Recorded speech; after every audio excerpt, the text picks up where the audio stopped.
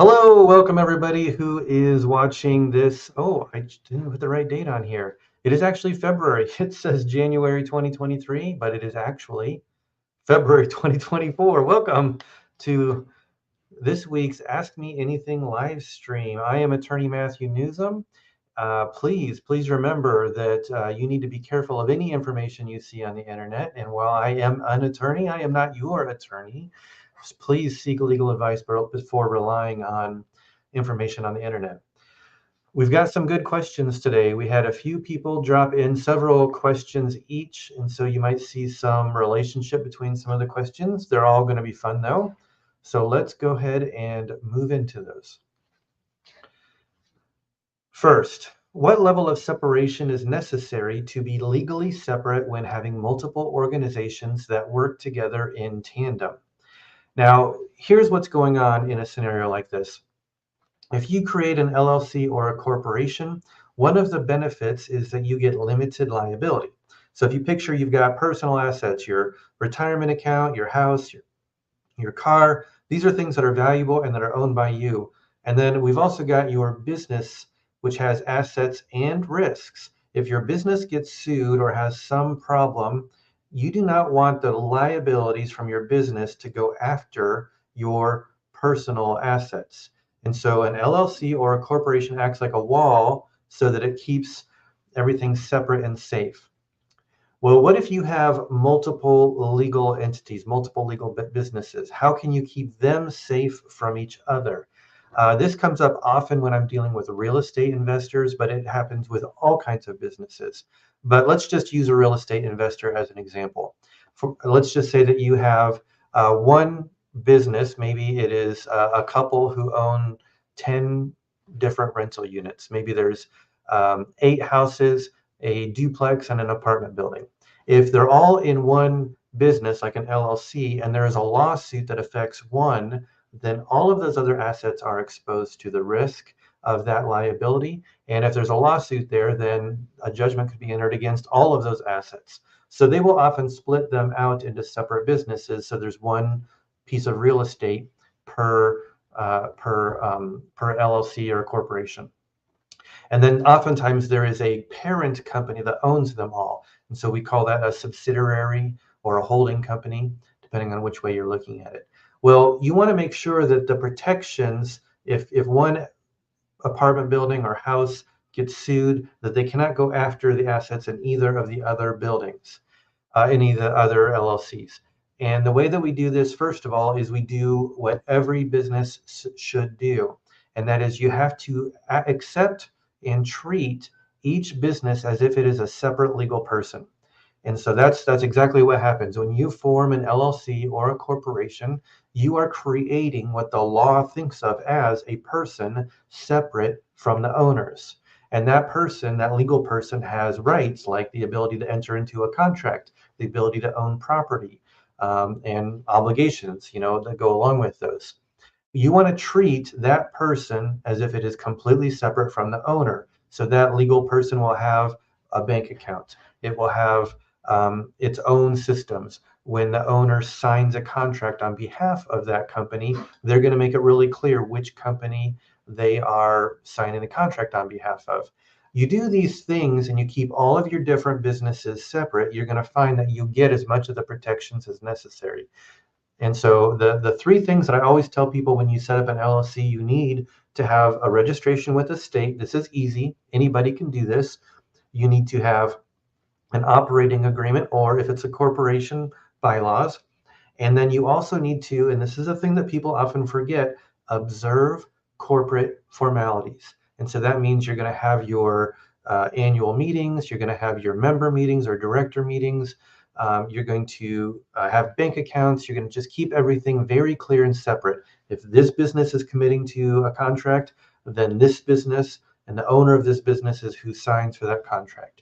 So that is what we need to do, is we need to treat every entity as if it is a separate person.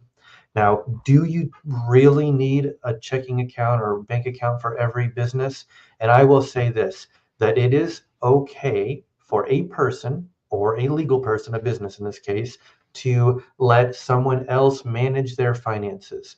Now, what this does is it puts an extra level of responsibility on that person to keep things clear. So, for example, let's just say that you are a person who is unable to manage your own financial affairs. So, you might have a guardian or someone else who does that for you. That's fine. That guardian needs to make it really abundantly clear, here are the assets for this person, and they are separate from the assets for another person they're a guardian for. And so you do not necessarily need a banking account as long as you have really clear separation in some other form. And the fact is that most small business owners, they have 1,000 things they're working on, and having separate bank accounts is easier than trying to use sophisticated tools and systems to separate things. So I generally tell people, take the easy path and then just have separate bank accounts. So that is how we do that. Now, this is true even for non-real estate companies. If you have a holding company that holds intellectual property, or something else, some other way of subdividing your business or your organization into multiple parts, it's the same thing as in the real estate example. I hope that was a helpful question. Let's go on to the next one. How do you manage your fiduciary duty to do what's right by one organization if you are involved with multiple organizations? So first of all, what is a fiduciary duty? When you have a role of trust, then you have a fiduciary duty. So as a business owner, let's use an example of something everyone's familiar with. As an employee, then you actually have a duty to your employer. And for example, that would be the duty of loyalty. So if you as an employee were downloading your company's secret information, your customer list or whatever, and giving it to the competitor, that would be a serious breach of your duty as an employee, your duty of loyalty. Or what if you were working for two competing companies? Could you have a job and work for Pepsi and Coke? And the answer is, well, that would be really tricky, because you would really struggle to keep that duty of loyalty to both companies. And so if you manage a company, you have duties to that company. One of the most common ones, and I've talked about this before, is if you are a manager or director of a corporation, you have a duty to the shareholders to maximize profits for the shareholders. That's actually a legal duty. And so sometimes people complain about corporations being greedy and only seeking profits. Well, the fact is if you are the director of a corporation or an officer of a corporation and you don't do that, you can get sued. So you have a responsibility to maximize profits. Most shareholders understand that sometimes you have to spend a little money on upkeep and marketing and things like that in order to maximize the return. And so you don't have to just funnel every dollar back to shareholders, but you have a duty. So, okay, now you understand the short version of what a fiduciary duty is, or that there are people who have a duty to the company. How do you manage it? First of all, you have to look for situations that could be conflicts. And this happens with attorneys all the time. People will call me and say, hey, I want to sue somebody. Stop right there. Don't tell me anything more. I need to know, first of all, who you are and who you're trying to sue. Because what if you spill your guts? And then I realize afterwards that the person you want to sue is one of my clients already. Well, now we're both in a pickle. And so we have to be careful to make sure that we do not have a conflict of interest as attorneys, but then also too as business owners. The way that we do this is first of all, is we disclose these potential conflicts when they come up. And then also too, if we have a situation where we're likely to have conflicts, then we draft our operating documents and bylaws in order to allow for it. Here is a classic example. As an investor in Coca-Cola, you own part of Coca-Cola. Can you also own part of Pepsi?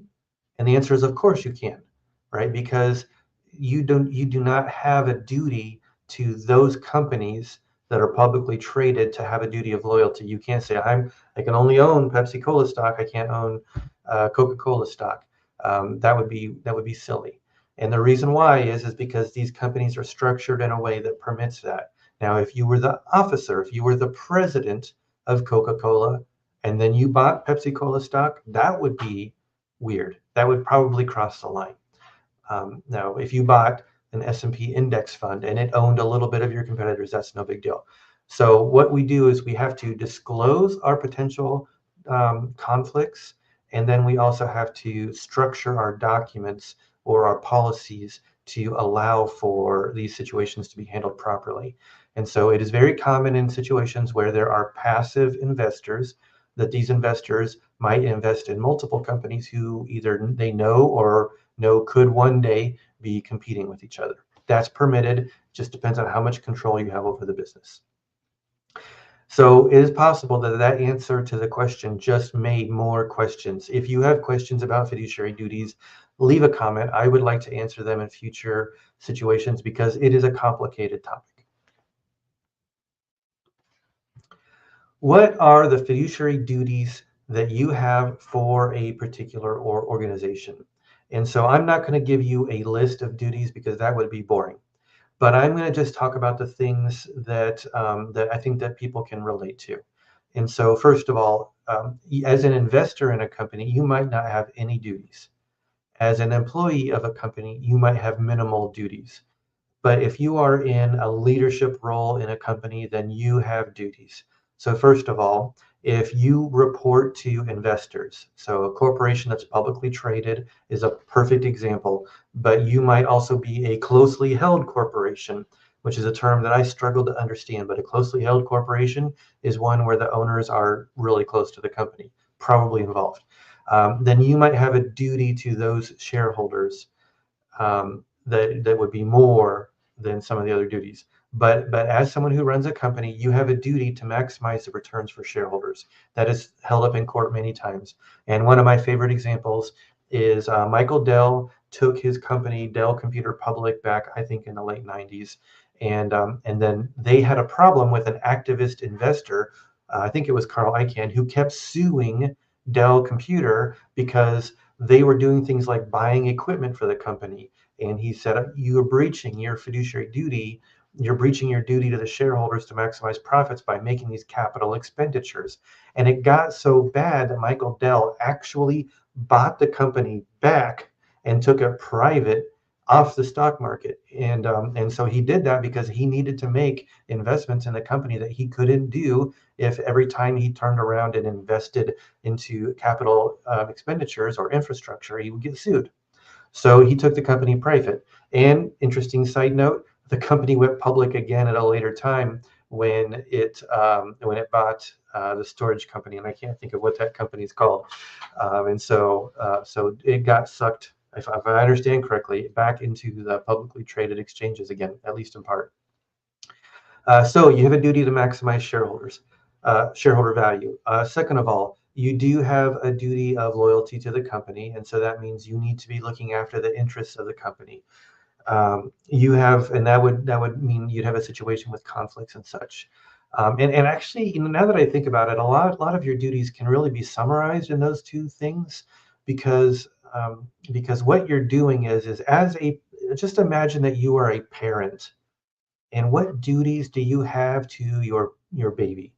Right? What would you be expected to do? And that is, you would be expected to care for it, to make sure that it's healthy, to make sure that it's well, to teach it, all of those kinds of things. Well, as a person who's in charge of a company, of running a company, those are the same duties. And so you do see people sometimes get arrested and such. There is another duty that sometimes pops up, and that is that there is a responsibility of majority shareholders to not step on minority shareholders. And so if you have 75% ownership of the company, or you or two or three people have a total of 75% of the ownership of the company, and there's a dozen or 100 other people who own the remaining 25%, then you actually do have some duties to those other shareholders to make sure that that they're not getting scammed or cheated or something. And so that's kind of the nature of these fiduciary duties, and I would love to have more questions about that I can answer for you. All right, the submitter for this question, they gave me a very, very long question, and I really had to shorten it down. And it came from a conversation that we had earlier, where I talked about the frustrating thing of common law. And the scenario is that there are certain kinds of lawsuits that are often settled after they go to court, and therefore we don't get to see the results of those settlements. And so we don't know how they're resolved because settlement agreements often have a confidentiality clause. And something like 98 or 97% of all civil lawsuits are settled. They never get in front of the judge or jury. They're dealt with in negotiations. And this is usually a good thing because it keeps costs down and it helps resolve things through contract negotiation instead of having a judge decide things. There is a downside, though. The downside is that the public never learns of how the thing is resolved. So common law is what America, UK, Canada, Australia, India, New Zealand, they're called common law countries. There's a few more, I think. This is how laws are interpreted. And so that is legislators make a law and then the courts interpret the law. And this can cause crazy results sometimes where the court's interpretation of the law can be quite different than what the legislators intended. And this often is a result of legislators being sloppy when they write the laws and not making them very clear. But it also happens in situations where a law is deemed unconstitutional. And so the court has to say, well, clearly the legislators didn't intend to violate the Constitution. So therefore, they must have meant this. And that can lead to really unusual results because it might have been the legislator's intention to violate the Constitution. And that's kind of an Americanism, but I think that's true of a lot of common law countries. So the courts interpret the laws. And what that means is, especially let's just use America as an example, there's 50 states plus the District of Columbia. And there's about 10 different circuits that those states are grouped into. And so you might have, so my state is Iowa and it's in the 8th Circuit. And so you might have a 8th Circuit precedent where the courts interpreted something a certain way. And then let's say California, which is the 9th Circuit, the 9th Circuit might have interpreted it a different way. And in fact, that scenario I just said is very common. And so what happens is then you get what's called a circuit split, where these interpretations are so different that people will sometimes choose to sue in courts that have a more favorable view to their outcome. Okay, we're getting off track though. So that is what common law is. Common law is a way that laws are interpreted by courts.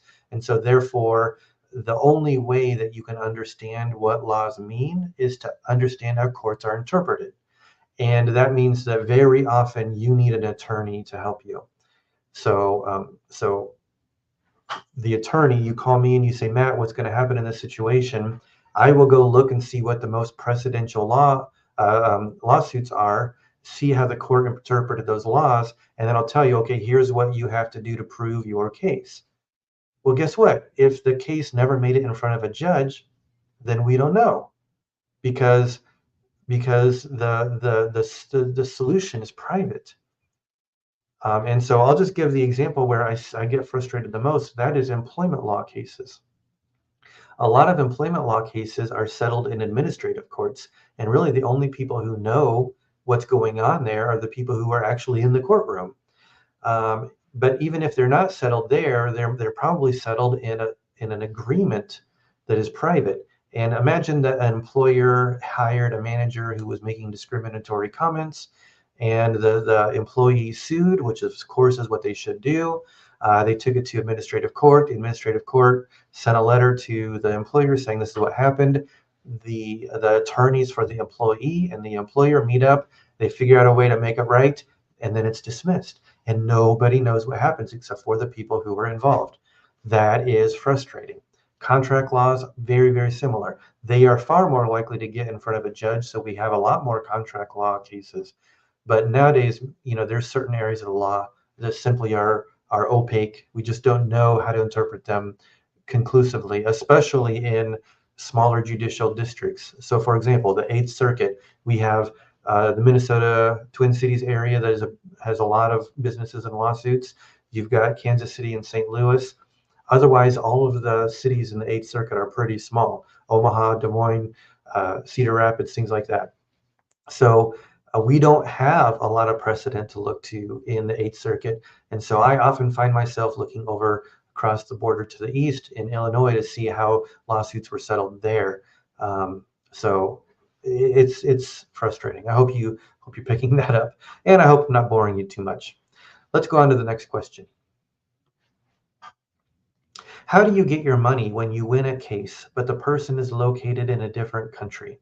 This is a great question, and so let's just answer it first of all by taking the first part. How do you get your money when you win a case? How do you get your money? You guys went to court, you win. Well, guess what? A lot of times people don't get the money. When you win a case, you don't have to write it, or the loser doesn't have to write a check to leave the courtroom.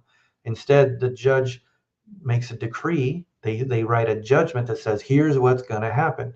And then it is up to the winner to enforce that judgment. And how do they enforce the judgment? Well, through court cases. So what happens is that the winner will then take that judgment and turn it into some kind of actionable thing, and then, for example, give it to the local sheriff. I had a client recently, a potential client, call me and say, hey, the sheriff just came and took all the money out of my cash register. What do I do? And well, the sheriff had an order from the court to do that. Sometimes the sheriff will go to the bank and say, freeze their accounts. And so you can now deposit money into your account, but you can't get the money back out of the account. So the sheriff will enforce that judgment for you. And the sheriff, as the legal authority, is permitted to do this if the judge tells the sheriff to do that. You can also make a lien. You can turn that judgment into a lien against property. So for example, if the person who lost has real estate or some other property that can have a lien against it, then that judgment can turn as a lien. Real estate is the most common thing. And so sometimes when someone will go to buy a house or an apartment building or whatever, they realize that it has no clear title. Clear title means that there's a lien against a title, and the only way to resolve it is to pay off the judgment. So someone got sued for $100,000. They sold their house for $200,000. There's a $100,000 mortgage and a $100,000 judgment on it. So at closing time, the attorney closing, which we do this, we write a check to the bank to pay off the mortgage, then we write a check to the court to pay off the judgment, and then the seller gets nothing. That stinks. Okay, so that's how you get your money when you win a case. And by the way, sometimes those fail because sometimes the loser has no assets. There's nothing to put a judgment against, nothing to put a lien against, no bank account, or the bank account has no money in it or not enough money in it. This happens. So, but what about if the loser is in a different country? Okay, well, this gets a lot harder. So what has to happen is I told you, you took your winning judgment and you went to a court and asked them to turn it into something that could be executed against. Good. Okay, you would do the same thing in the foreign country. And so let's just say that India, which has a legal system a lot like America's, is where the person lives. You would have to go to a court in India that has jurisdiction or venue or whatever over the person who you're trying to get after, and say, I've got a judgment in this court in America. I want you to turn it into a judgment in this court in India. And then maybe that works, maybe that doesn't. Obviously, you're going to have to work with an attorney in that area who knows how to do this. Then they're going to do many of the same processes. And obviously, if you think, man, that sounds hard, you are right. It is going to be hard. Well, what about if you're in a country that doesn't have a really good relationship with yours? So for example, let's just say someone in America has a judgment against somebody in Iraq or Iran. Well, you might as well just stop now. That's not going to work. These two countries aren't getting along. And so I would not expect the Iranian courts to really care what an American court says. So you are always going to need to hire a local attorney in that area, or maybe there's a different person that's not an attorney but has that kind of authority to help you convert your judgment into something that can be enforced locally. And the more complicated it is, the chances of success go down. So that's just a sad but true statement. I hope that was helpful. If you have questions about this, let me know in the comments.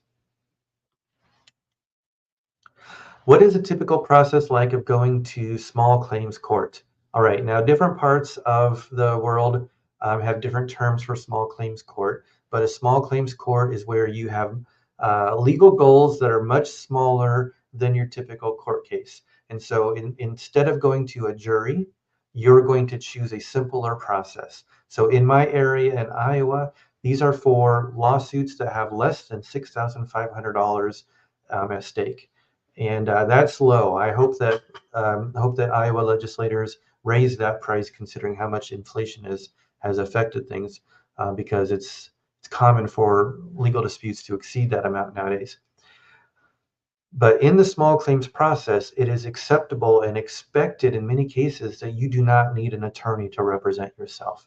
Now, my general rule of thumb is if the other party has an attorney, you should as well.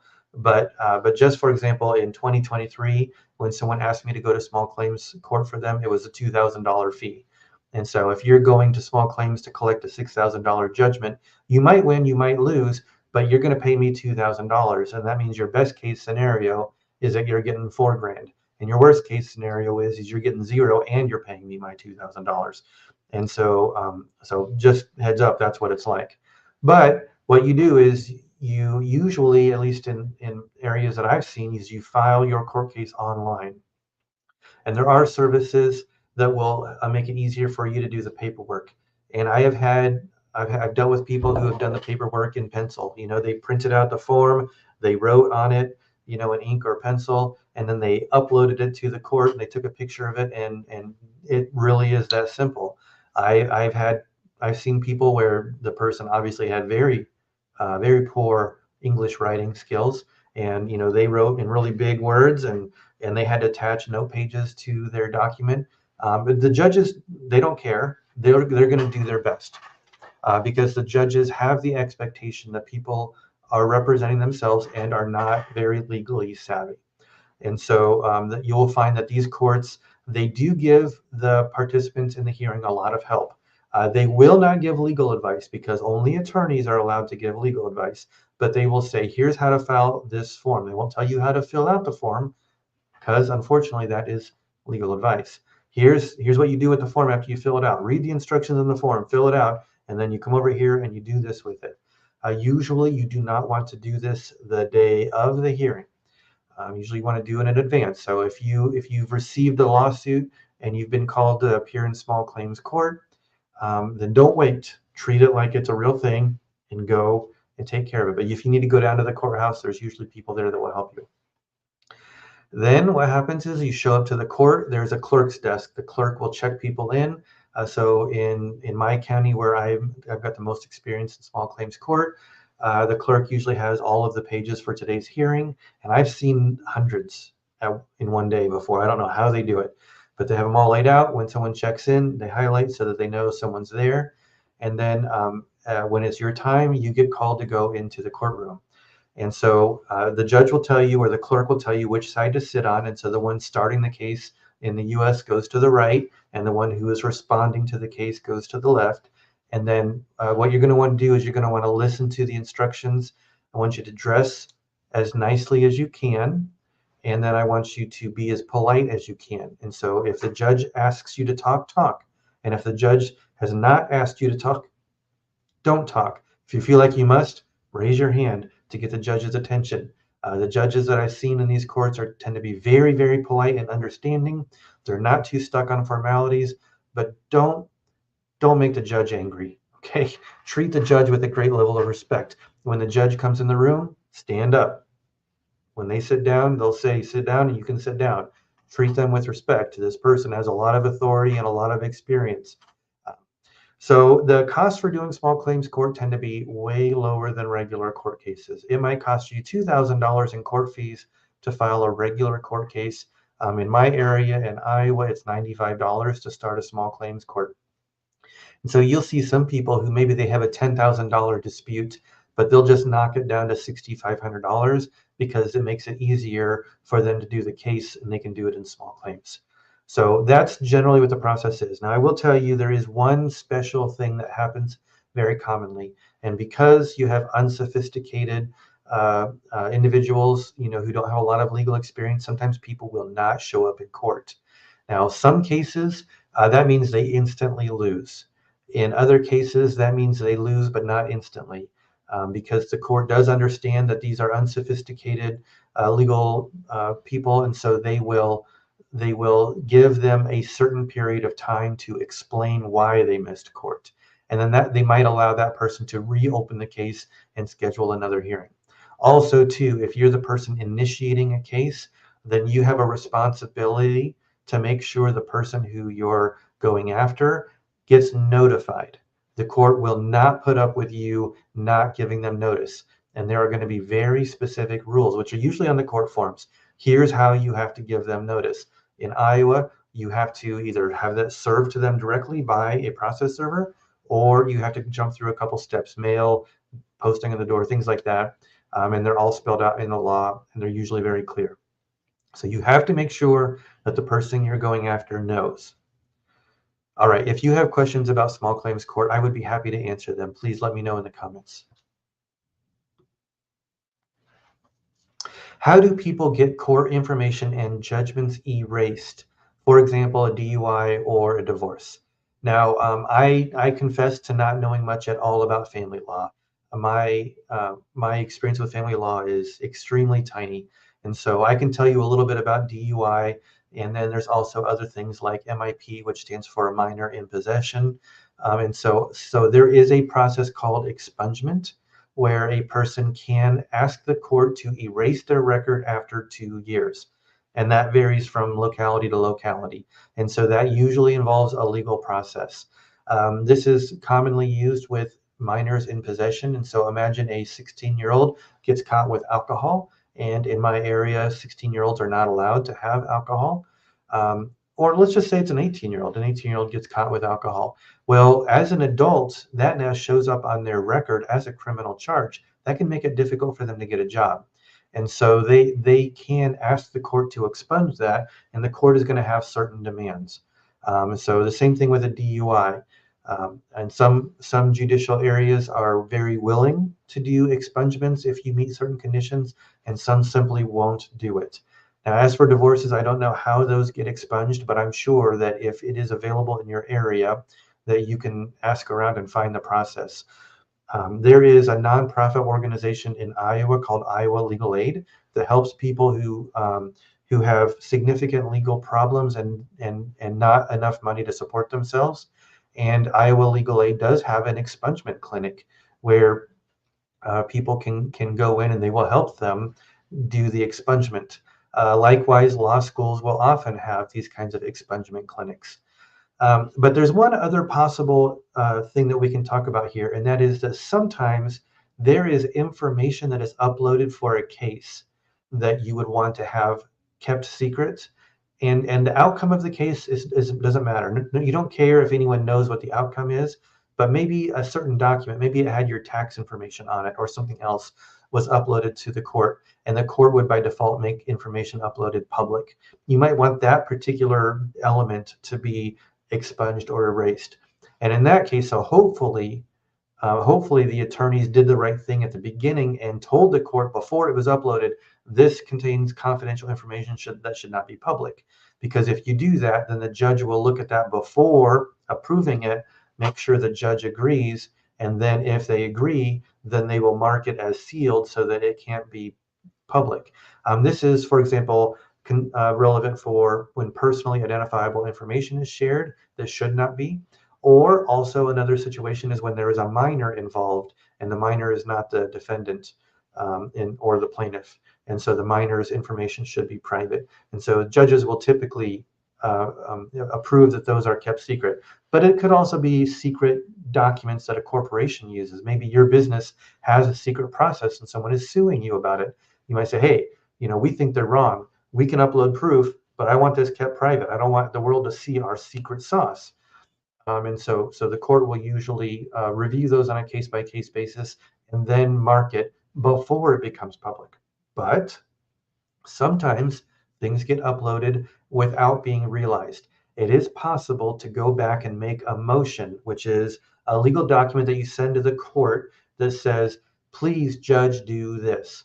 And so we commonly use motions to say, hey, judge, look at the facts. It's clear I win. We don't need to go in front of a jury. Just make me the winner, right? That's a motion. But you can also say, hey, judge, this information should not be public. The other party uploaded it, and that's false. We shouldn't do that. You can ask the judge through a motion. However, it is possible that information already leaked to the public. And so you sometimes can't get, as I say, you can't get the toothpaste back in the tube. But the judge will usually do the same process, review that motion, and said, oh yeah, that shouldn't be public, and then redact it or move it back to private. And if no one saw it, then good. And if someone saw it, well, you're out of luck. So that's how that works. If my company has a lawyer, can I engage another lawyer as a specialist? And the answer is yes. Yes, you can. However, if I was your company's lawyer and you wanted to bring another lawyer on, I hope that you would talk to me about it. Likewise, if you had an attorney helping you and you wanted to bring me on, I would ask you to let the other attorney know so that if necessary, we can collaborate. And so that is kind of a professional request, but it is not a requirement. And so you, as the client, are the director of your legal situation. Now, when you hire an attorney, you sign a representation agreement that says, this is what I'm going to do, this is what you're going to do. And that agreement might say, if you need another attorney, here's what you have to do. And so you might actually break your contract with your attorney, which might give them grounds to withdraw. And so it is a good idea to talk to your attorney about it. And so, for example, I have a client who has an attorney helping them with their plans for their family finances. And that attorney is closely involved in other things with their business as well, because this is a business owner who has whose business assets represent an important part of their family's assets. And so that person is going to help them with lawsuits about their business and such like that. They're just going to help them with their will and such. And so it is perfectly natural and okay for you to hire me to do other things that attorney's not doing. But if you did hire me to do something that attorney would do, that would be weird and awkward. So talking about it first is a good plan. But yes, you can engage another lawyer as a specialist. And probably the most sensitive area would be in a situation where you have a lawsuit going on.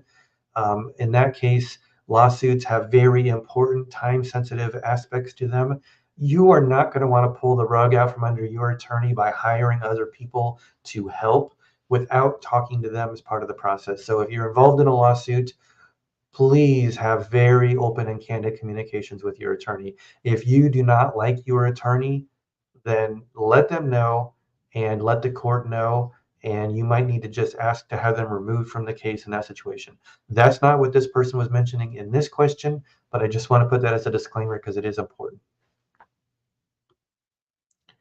And that brings us to the end of this live stream. So just remember that I do this every 2 weeks. If you have questions, share them. I love answering your questions and I love creating these videos. So you have to keep the questions coming. And if you like watching these videos, make sure to hit the subscribe or follow button so that you see future notifications when we publish these. We do it on a regular cadence, but we're also creating additional content that you might like and you're going to want notified. So until that day, it's been nice talking to you, and we'll see you soon.